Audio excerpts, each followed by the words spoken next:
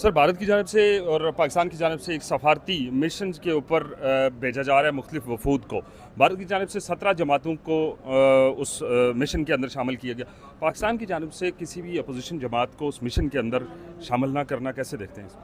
देखिए, ये तो गलत है। अगर अब पूरी कौम आपके साथ खड़ी रही है, भारत का जब हमला हुआ, इवन तहरीक इंसाफ के साथ जो कुछ हुआ, उसके बावजूद हम अपने मुल्क के साथ खड़े रहे हैं, अपने इदारों के साथ खड़े रहे हैं, और बाकी अपोजिशन पार्टीज़ भी सारों ने मिल के, कौम ने मिल के एक एफ़र्ट की है। तो जो अगर वो सारी पॉलिटिकल पार्टीज़ को एंगेज कर सकते हैं, तो हमें पॉलिटिकल पार्टीज़ को एंगेज करने में क्या है। और जब आप भारत जिसने आपके ऊपर हमला किया, उससे आप मुज़ाकरात कर सकते हैं, तो अपने मुल्क के, अपने पाकिस्तानियों के साथ क्यों नहीं मुज़ाकरात कर सकते? उनके साथ भी आप मोदी के साथ बात कर रहे हैं जो आपके ऊपर हमले कर रहा है। तो ये जो पॉलिटिकल पार्टीज़ हैं, ये भी पाकिस्तानी हैं, इस मुल्क के शहरी हैं, इनको सपोर्ट है अवाम की, उनके साथ भी ज़रूर बातचीत भी होनी चाहिए और उनको शामिल भी करना चाहिए।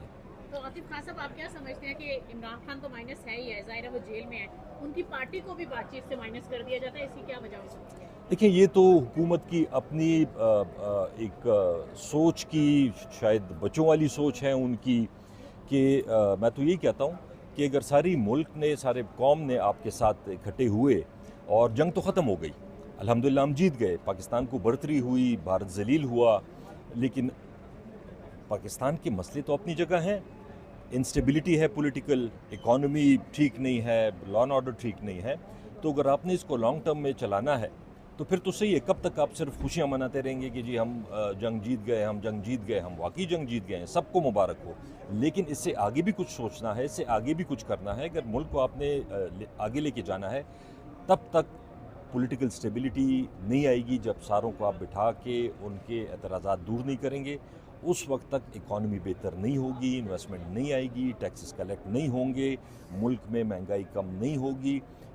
ये सारी वजूहात हैं, इसकी बिना पे हुकूमत की रिस्पॉन्सिबिलिटी बनती है। ये भी अफवाहें फैला रहे हैं कि बनी गाला में सफाइयां हो रही हैं, क्या वाकई खान साहब बाहर आ रहे हैं, कुछ उम्मीद है? देखिए, वो तो मुझे कंफर्म नहीं है कि क्या है क्या नहीं है, लेकिन अगर उनसे मुज़ाकरात होते हैं तो खान साहब ने तो कभी ये नहीं कहा कि मैं मुज़ाकरात नहीं करना चाहता। वो तो कहते हैं कि पाकिस्तान पे जब सख्त वक्त आया, उन्होंने सारे सपोर्ट की, हमने सपोर्ट की, उन्होंने सपोर्ट की मुल्क की।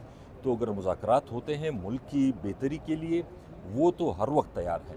लेकिन अगर डील की बात होती है वो अपनी ज़ात के लिए, वो कभी नहीं करेंगे। बजट के हवाले से क्या देख रहे हैं? क्या बजट जो पाकिस्तानियों के हक़ में बेहतर लग रहा है? जो मौजूदा हालात हैं, इकॉनमी की जो सूरत हाल है, वो एक आम पाकिस्तानी उससे मुस्तफ़ीद हो सकेगा?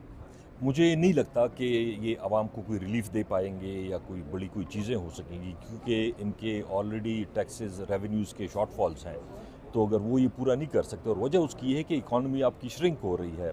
पाकिस्तान से कारोबारी लोग बाहर जा रहे हैं, कोई दुबई जा रहा है, कोई अमेरिका जा रहा है, कोई यूरोप जा रहा है। तो अगर यहाँ के लोकल लोग इन्वेस्टमेंट नहीं कर रहे हैं, वो बाहर जा रहे हैं, तो बाहर से कैसे इन्वेस्टमेंट आएगी?